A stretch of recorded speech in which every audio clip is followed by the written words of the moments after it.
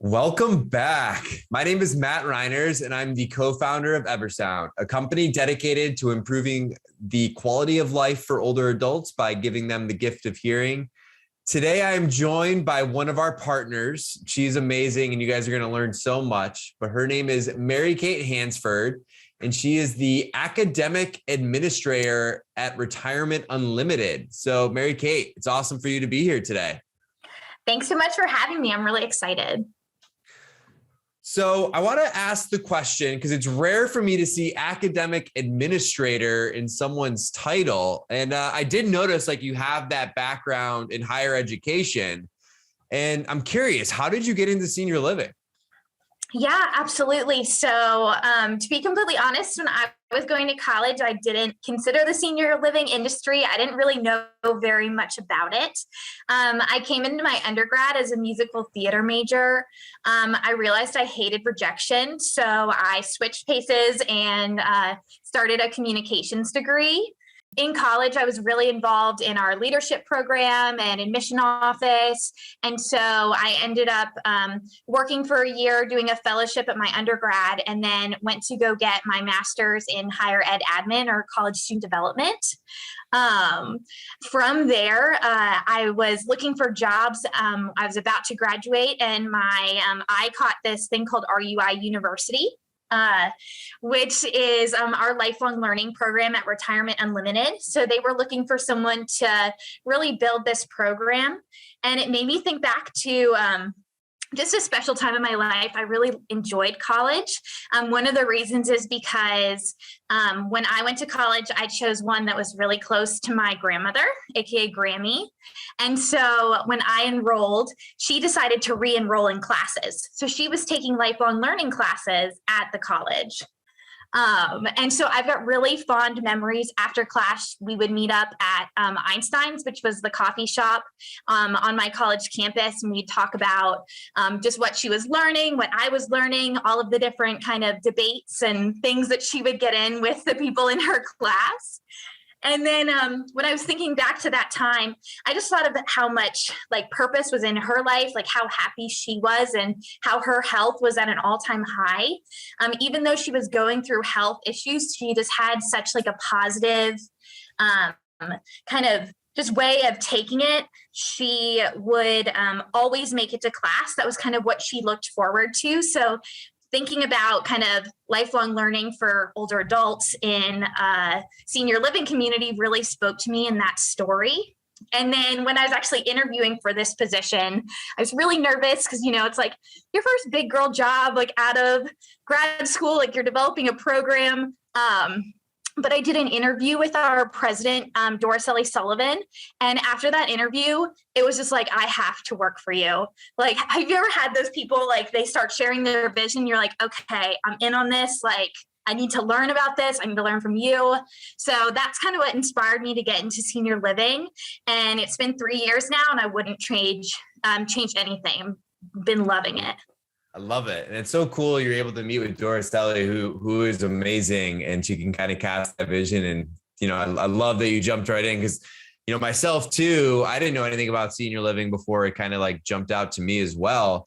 And you kind of talked about RUI University, and it's your lifelong learning, program that you have for your residents. I'm curious, could you just walk us through a little bit more of what that looks like?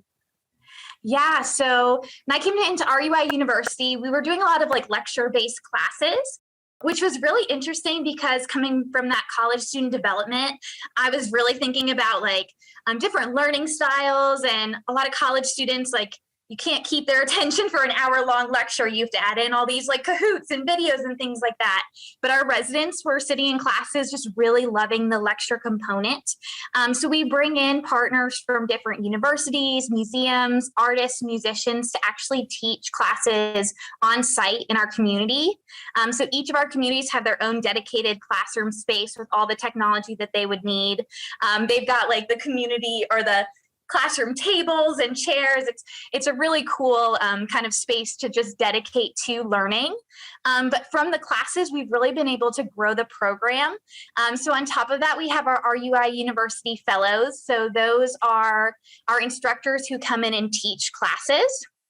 The really neat thing, though, is we've been able to expand the fellows program to not only be those experts who come in and lecture, but we also get to highlight our residents as resident fellows. So we have residents who have just an incredible background and expertise. So they actually get to teach their own classes. Wow. I have a resident at one of our communities, the Westmont at Short Pump, and he was on the board of the Canadian Ballet. And so we did a partnership class with the Richmond Ballet talking about the day in the life of a dancer and costumes at the ballet. But we actually had him teach his peers kind of what it was like to be on the board and share his experiences. So that's been really neat to kind of see residents shine in that role. Kind of speaking about different learning styles, like we do know that people learn differently. So on top of our classes, we do these things called learning labs. So they're activities based on the classes, but it's just like a different, more hands-on approach to learning. So for example, we just did the Taste of RUI Ethiopia, which is like a cooking class. You get to watch the chef kind of prepare that food. You learn about the history and culture of the country. Well, there's this thing called an Ethiopian coffee ceremony. So in our communities, we actually had team members who were from Ethiopia doing these coffee ceremonies and involving our residents for that kinesthetic hands-on learning. So that's been really cool to kind of expand upon the classes and make sure our residents have the best experience. We've also really been trying to highlight our different historical months. So for example, for Women's History Month in March, we're not just doing classes on different women in history. We have a class with a fashion professor from Virginia Tech. So she's going to be talking about fashion between the 1920s to the 50s and how that influenced history. But we're also doing a decades fashion show at each of our communities. So we're doing this big event based around not only the fashion and fashion trends, but the women in those decades who impacted history. So it's really fun and really layered. It's just a great way to kind of infuse lifelong learning like throughout the curriculum. I love it. I love it. I absolutely love it. I think you see like a lot of providers talking about giving lifelong learning opportunities and stuff. And a lot of people talk the talk. Not everybody walks the walk like you guys are doing. And I know you had mentioned like you had came in and RUI University was set up to some capacity. I'm sure you've helped it grow leaps and bounds, but how did it begin? I mean, like, what was kind of the history of this program? Absolutely. So I came on in 2019, but RUI University really started in 2017. So Doris Ellie, who is our president, her dad actually moved into one of our communities, the Barrington. And so she was trying to get him involved in activities. So she was asking him, okay, what will you get involved in? And he said he's not going to bingo and he's not playing arts and crafts. And so she ended up creating this program for him and to get him out of his room and to really get to do that lifelong learning classes to expand his knowledge. It was something that he loved to do. So he's really the inspiration, and she was kind of able to start the program. And then they brought me on to continue to develop it. I think it's really cool. It's definitely an investment from our owners. We're owned by these two families, the Fralin and the Waldron families, and they're big proponents for education. So they really wanted a dedicated person to kind of develop this program. And they also wanted the community to get access to education. So our classes are actually open to the community. So people can bring their friends and their family members, and they can actually enjoy class as well. So it definitely brings a lot of access, and that it's also good for our residents. I think it's really cool that you're inviting the public in. And I mean, we think about these communities, right? And it is a part of the community, and to really offer that is just is amazing. And I know you had mentioned with, your grandmother taking classes, and it was like the best that she was in health wise. And I definitely agree, right? If like you're not learning, you're not growing, you're kind of just staying flat, and there's, a lot of negative health outcomes that come around that. So, what are you seeing as like the importance of lifelong learning, or like how it's really helping to improve your residents' quality of life? Absolutely. So at Retirement Unlimited, we talk a lot about purpose and purposeful living. And there's actually a lot of studies that support this. I like geek out over anything that's like social and intellectual. Like I just get really just like jazzed about it. But there was a study that was released pretty recently that said that purpose was the most important part of well-being, and that it was more important with how much you drank, smoke, how much you exercise. Like, we all need that reason to get up in the morning and continue. And then that intellectual and social wellness component. So with the classrooms, our residents are able to engage with each other, engage with our RUI University fellows, and really have that social connection and bond over those shared experiences and what they're learning about. I can think back to two stories that I love of just residents that I've come across. So I was at one of our communities, the Ashley at Lansdowne community, and there was a resident who was always in our classes. And so I talked to her after class because she was always writing notes vigorously. And so I asked her kind of why she was here. Like, I see you in every single class. And she said that she had 6 kids and she has dedicated her life to her family. And so now this is her time. Like, this is her time to grow and develop, and she will not miss a class because this is the time that she has to really work on herself because she's given so much to her family. And that just really touched me as kind of the importance of lifelong learning, like getting that time back to explore your own curiosities. We also work with a partner called Feet to the Fire Writers Workshop. So they do like memoir writing. So it's a 6-week series. It's a really beautiful and intentional program. But I actually had a resident who was in the program, and then his wife was moved into our Inspiritas memory care. And so he actually started writing their love story. So it starts from their first date, and then chapter by chapter, it goes to their wedding day. And he would actually read it to her after each chapter was done, go over to our Inspiritas memory care and read to her. I don't know. I like get tears in my eyes when I think about that. It's like the real life notebook. But he was able to really like write down and preserve their story, and not only share it with his wife, but also keep that for their family as well. So definitely really cool, just a way to, one, have that purpose to expand your knowledge, but also to kind of work through that emotional wellness too in those times of change or grief. It's been really cool. Yeah, that's awesome. And yeah, Feet to the Fire workshops, those are amazing. Angela is great. And my first thought was of the notebook when you're talking about sharing their love story. And I know I've started asking my parents, because I don't have grandparents around anymore, just trying to capture any stories that they remember, because it is so important to be able to pass down and just, and document. And now you mentioned that people from the public can come in and join in these, which is awesome. And it seems like your curriculum is doing a little bit of everything. And I'm curious if you find like anything specific about the curriculum that like your residents love or maybe even don't love. Yeah, so that lecture component, our residents absolutely love hearing a lecture, hearing an expert. They're always very attentive. They're writing notes.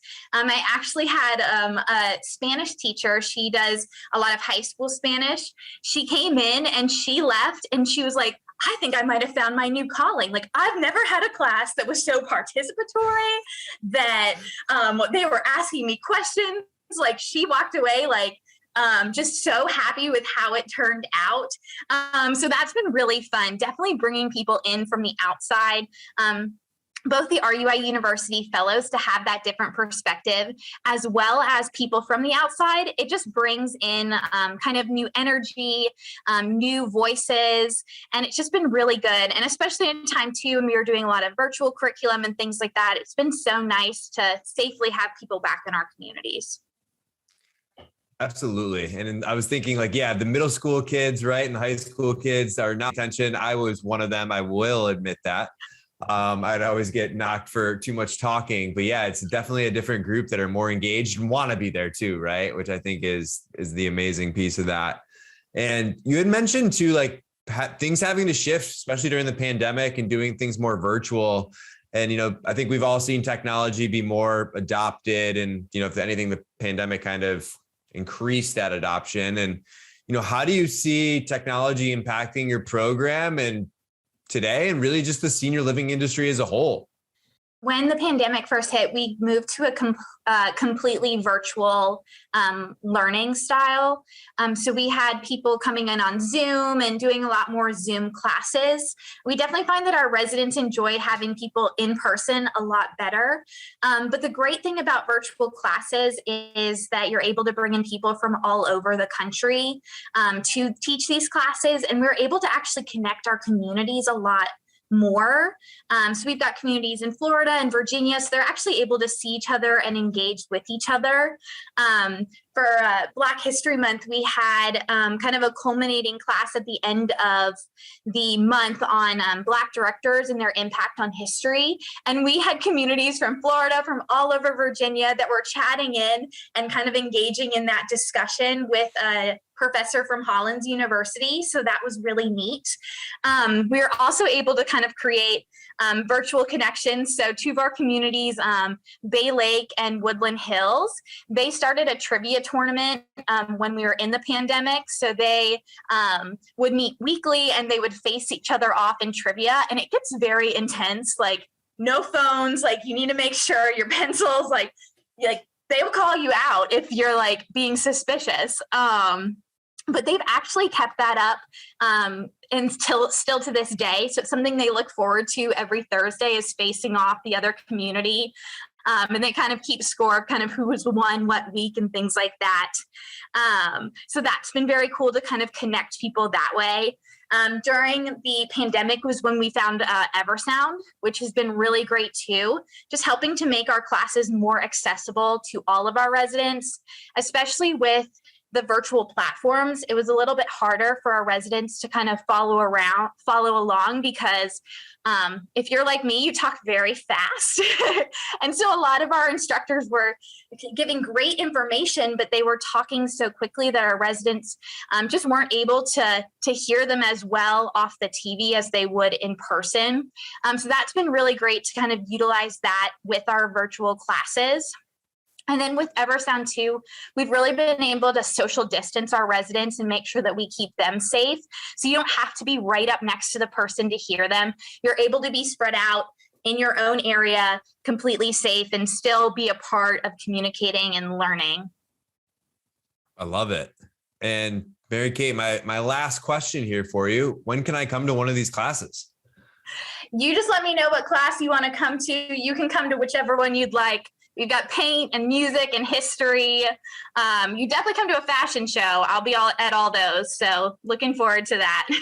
I love it. Well, Mary Kate, thank you so much for joining me today. I really appreciate your time, your energy, and your passion. You can feel it coming through, and continuing that lifelong learning. I think you're an inspiration to the rest of the industry. So again, thank you and Doris Ellie for crafting this vision and making it happen. Awesome. Thank you, Matt.